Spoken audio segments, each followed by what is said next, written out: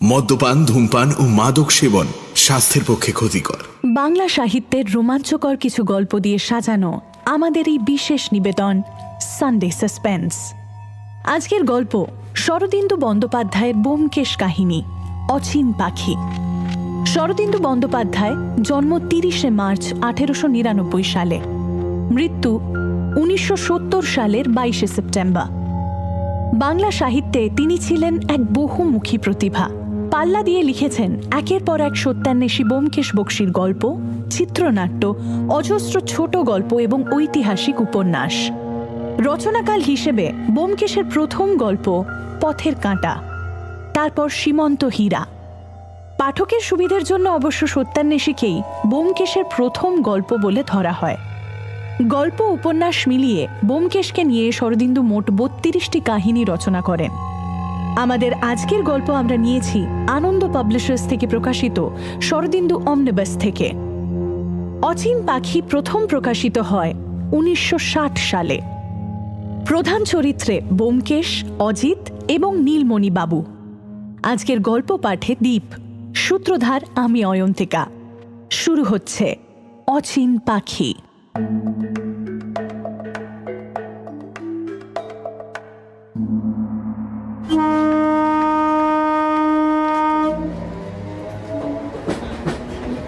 ব্যোমকেশ ও আমি গত ফাল্গুন মাসে বীরেনবাবুর মেয়ের বিয়ে উপলক্ষে দুদিনের জন্য কলকাতার বাইরে গিয়েছিলাম।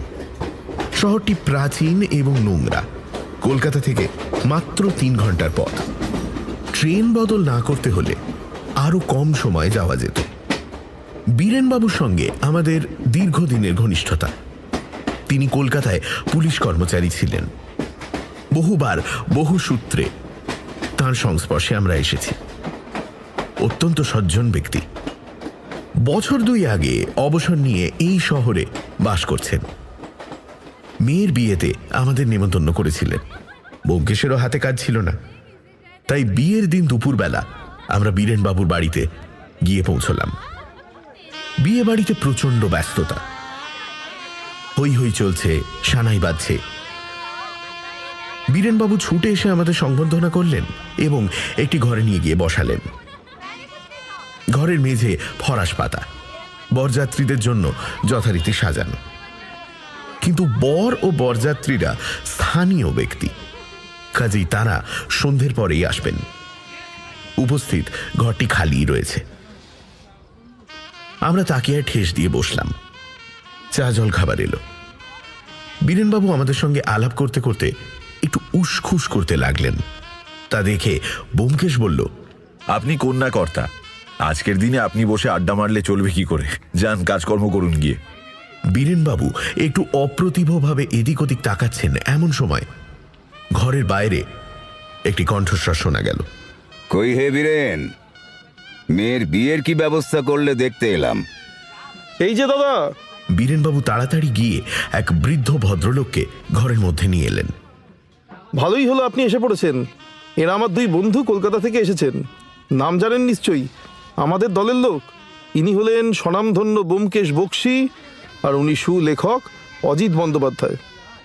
নাম শুনেছি বই কি বলে ভদ্রলোক আমাদের দিকে তীক্ষ্ণ দৃষ্টিপাত করলেন। বীরেনবাবু বললেন, আর ইনি হচ্ছেন নীলমণি মজুমদার, পুলিশের নামজাদা অফিসার ছিলেন, এখন রিটায়ার করেছেন। আমরাও ভদ্রলোককে দেখলাম। ফর্সা লম্বা চেহারা, বয়স বোধ করি 60-এর ওপরে, কিন্তু শরীর বেশ শক্ত আছে। পিঠের শিরদাঁড়া তার হাতের লাঠির মতোই শক্ত এবং সোজা। মুখ দেখে মনে হয় প্রচণ্ড রাশভারী লোক। গলার স্বর গম্ভীর। ব্যোমকেশ বলল, বসতে আজ্ঞা হোক। নীলমণি মজুমদার লাঠি শুদ্ধ হাত তুলে নমস্কার করলেন এবং আমাদের মুখোমুখি বসলেন। বীরেনবাবু বললেন, নীলমণিদা, আপনারা তাহলে গল্প স্বল্প করুন, আমি একটু অধিকটা দেখছি। ব্যোমকেশ বলল, হ্যাঁ হ্যাঁ, আপনি প্রস্থান করুন। কেবল চাকরকে বলে দেবেন যেন তামাক দিয়ে যায়। গড়গড়া দুটো নিষ্কর্মার মতো হাত পা গুটিয়ে বসে আছে। বীরেনবাবু চলে গেলে পর ব্যোমকেশ নীলমণিবাবুকে জিজ্ঞেস করল, তো আপনারও কি আদি নিবাস এই শহরে? নীলমণিবাবু মাথা নেড়ে বললেন, না, আদি নিবাস ছিল পূর্ববঙ্গে, কিন্তু সেসব গেছে। রিটায়ার করে বুড়ো বয়সে কোথায় যাব, তাই এখানে আছি। ব্যোমকেশ বলল। এখানে আপনার আত্মীয় স্বজন আছেন বুঝি? নীলমণিবাবু বললেন, আত্মীয় স্বজন আমার কেউ নেই, বিবাহ করিনি, সারা জীবন কেবল কাজই করেছি। পুলিশের কাজে একটা মোহ আছে, আমি আমার কাজে সমস্ত মন প্রাণ ঢেলে দিয়েছিলাম। তারপর যখন রিটায়ার করলাম তখন এই শহরেই রয়ে গেলাম। এই শহরটার সঙ্গে আমার একটা নারীর যোগ আছে। প্রথম যখন সাব ইন্সপেক্টর হয়ে পুলিশে ঢুকেছিলাম তখন এই শহরে পোস্টেড হয়েছিলাম, আবার রিটায়ার করলাম এই শহর থেকেই। ব্যোমকেশ হেসে বলল, শহরের ওপর মায়া পড়ে গেছে আর কি। তো কতদিন রিটায়ার করেছেন? 7 বছর। এই সময় চাকর এসে 2 চিলিম তামাক দুটি গড়গড়ার মাথার উপর বসিয়ে দিয়ে চলে গেল। নীলমণিবাবু একটা গড়গড়ার নল হাতে নিলেন, অন্যটি নিল ব্যোমকেশ। কিছুক্ষণ নীরবে ধূমপান চলল। উৎকৃষ্ট তামাক, গন্ধে ঘর আমোদিত হয়ে উঠল। ব্যোমকেশকে প্রথম দেখে এবং তার পরিচয় পেয়ে অনেকেই তাকে পরম কৌতূহলের সঙ্গে নিরীক্ষণ করে থাকে। নীলমণিবাবুও তামাক টানতে টানতে তাকে নিরীক্ষণ করছিলেন, কিন্তু তাঁর নিরীক্ষণের মধ্যে একটু বিশেষত্ব ছিল। ভক্ত সুলভ পুলক বিহ্বলতা তার মধ্যে একেবারেই ছিল না, বরং তিনি যেন চোখ দিয়ে ব্যোমকেশকে মাপছিলেন। ব্যোমকেশের খ্যাতি ও ব্যক্তিত্বের মধ্যে কতটা সামঞ্জস্য আছে সেটাই ওজন করবার চেষ্টা করছিলেন। নীলমণিবাবু বুদ্ধিজীবী পুলিশ কর্মচারী ছিলেন। চোখে দেখে মানুষের চরিত্র নির্ণয় করা তার কাজ ছিল। পরের কথা শুনে ভুলে যাওয়ার লোক তিনি নন। তাই ব্যোমকেশকে তিনি নিজের বুদ্ধির নিকষে যাচাই করতে লাগলেন। অবশেষে গড়গড়ার নলটি মুখ থেকে সরিয়ে তিনি যখন কথা বললেন তখন তার কথার মধ্যেও এই প্রচ্ছন্ন অনুসন্ধিৎসা প্রকাশ পেল। তিনি বললেন, ব্যোমকেশবাবু, আপনাকে নিয়ে লেখা রহস্য কাহিনীগুলি সবই আমি পড়েছি, লক্ষ্য করেছি সব সমস্যাই আপনি সমাধান করেছেন। তাই জানতে ইচ্ছে হয়, আপনি কি কখনো কোনো রহস্যের মর্মোদ্ঘাটনে অকৃতকার্য হননি? কখনো কি ভুল করেননি? ব্যোমকেশ গড়গড়ার নল আমার হাতে দিয়ে সবিনয় হাসল। কখনো ভুল করিনি এত বড় কথা বলার স্পর্ধা আমার নেই নীলমণিবাবু। আমি সত্যান্বেষী, ভুল ভ্রান্তি অনেক করেছি। এমনও অনেকবার হয়েছে যে অপরাধীকে ধরতে পারিনি, কিন্তু সত্যের সন্ধান পাইনি এমন বোধ হয় কখনো হয়নি। অবশ্য বলতে পারেন আমি কটা রহস্যই বা পেয়েছি। আমার চেয়ে 1000 গুণ বেশি রহস্য ঘটনা নিয়ে কাজ করেছেন আপনি। আপনি যতদিন চাকরিতে ছিলেন প্রত্যেক দিন 2-4টে ছোট বড় কেস নিয়ে নাড়াচাড়া করতে হয়েছে। আমাকে যদি তাই করতে হতো আমারও অসংখ্য কেস অমীমাংসিত থেকে যেত, সন্দেহ নেই। ব্যোমকেশের উত্তর শুনে নীলমণিবাবু মনে মনে সন্তুষ্ট হলেন বলেই মনে হয়। তিনি যখন আবার কথা বললেন তখন তার কণ্ঠস্বরে একটু যেন ঘনিষ্ঠতার সুর শুনতে পেলাম।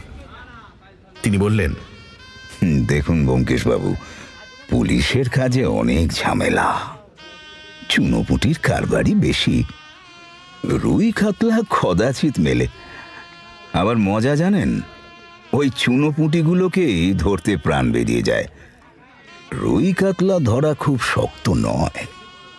তা বটে। ডাক্তারেরা বলেন শক্ত রোগের ওষুধ আছে, সর্দি কাশি সারানোটাই কঠিন।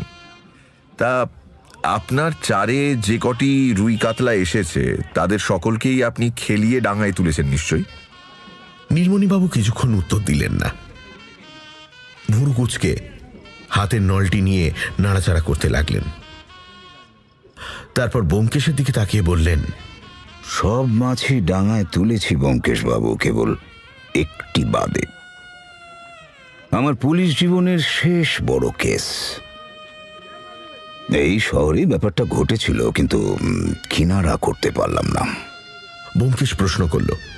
আসামি কে তা জানতে পেরেছিলেন, কিন্তু প্রমাণ পেলেন না, তাই তো?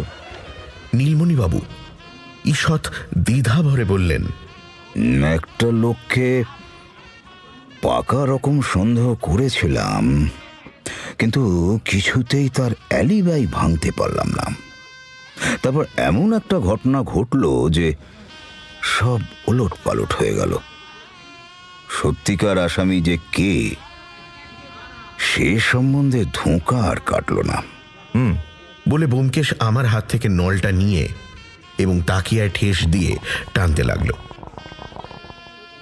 নীলমণিবাবু ব্যোমকেশের উপর চক্ষু স্থির রেখে গড়গড়া একটা লম্বা টান দিলেন। তারপর নল রেখে দিয়ে বললেন, আপনি গল্পটা শুনবেন? ব্যোমকেশ উঠে বসল। বেশ তো, বলুন না।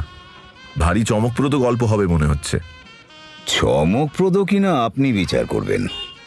আমি যা যা জানি সব আপনাকে বলছি। হয়তো আপনি আসামিকে শনাক্ত করতে পারবেন। বলে নীলমণিবাবু একটু হাসলেন। এটা নিছক গল্প শোনাবার প্রস্তাব নয়, এর অন্তরালে একটা চ্যালেঞ্জ রয়েছে। নীলমণিবাবু যেন ব্যোমকেশকে দ্বন্দ্বযুদ্ধে আহ্বান করে বলছেন, এসো দেখি তোমার কত বুদ্ধি প্রমাণ করো। ব্যোমকেশ কিন্তু রণাহ্বান গায়ে মাখল না।